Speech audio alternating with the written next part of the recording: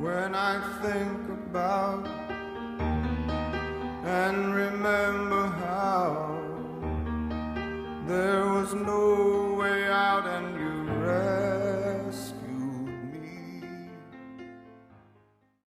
Acts chapter 14.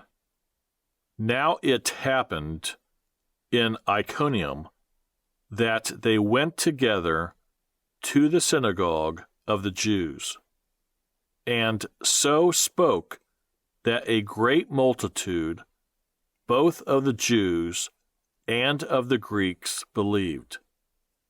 But the unbelieving Jews stirred up the Gentiles and positioned their minds against the brethren. Therefore, they stayed there a long time, speaking boldly in the Lord, who was bearing witness to the word of his grace, granting signs and wonders to be done by their hands. But the multitude of the city was divided.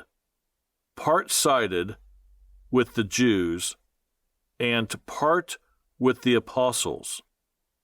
And when a violent attempt was made by both the Gentiles and Jews, with their rulers, to abuse and stone them, they became aware of it and fled to Lystra and Derbe, cities of Lycaonia, and to the surrounding region. And they were preaching the gospel there. And in Lystra, a certain man without strength in his feet was sitting, a cripple from his mother's womb, who had never walked. This man heard Paul speaking. Paul, observing him intently, and seeing that he had faith to be healed, said with a loud voice, "Stand up, straight on your feet." And he leaped and walked. Now when the people saw what Paul had done, they raised their voices, saying in the Lycaonian language, "The gods have come down to us in the likeness of men."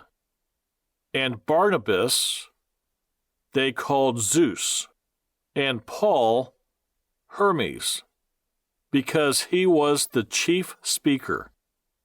Then the priest of Zeus, whose temple was in front of their city, brought oxen and garlands to the gates, intending to sacrifice with the multitudes.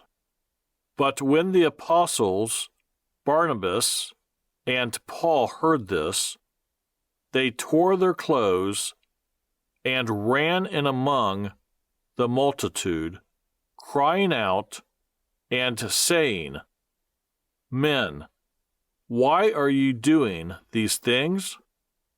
We also are men with the same nature as you, and preach to you that you should turn from these useless things to the living God, who made the heaven, the earth, the sea, and all things that are in them, who in bygone generations allowed all nations to walk in their own ways. Nevertheless, he did not leave himself without witness, in that he did good, gave us rain from heaven and fruitful seasons, filling our hearts with food and gladness." And with these sayings, they could scarcely restrain the multitudes from sacrificing to them.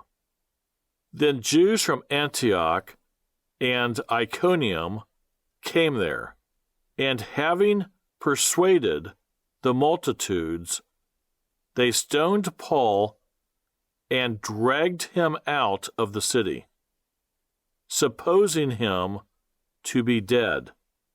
However, when the disciples gathered around him, he rose up and went into the city. And the next day he departed with Barnabas to Derbe. And when they had preached the gospel to that city and made many disciples, they returned to Lystra, Iconium, and Antioch, strengthening the souls of the disciples, exhorting them to continue in the faith, and saying, "We must, through many tribulations, enter the kingdom of God." So when they had appointed elders in every church and prayed with fasting, they commended them to the Lord, in whom they had believed. And after they had passed through Pisidia, they came to Pamphylia. Now, when they had preached the word in Perga, they went down to Attalia. From there, they sailed to Antioch, where they had been commended to the grace of God for the work which they had completed. Now, when they had come and gathered the church together, they reported all that God had done with them, and that he had opened the door of faith to the Gentiles. So they stayed there a long time with the disciples. From my heart, I'd like to say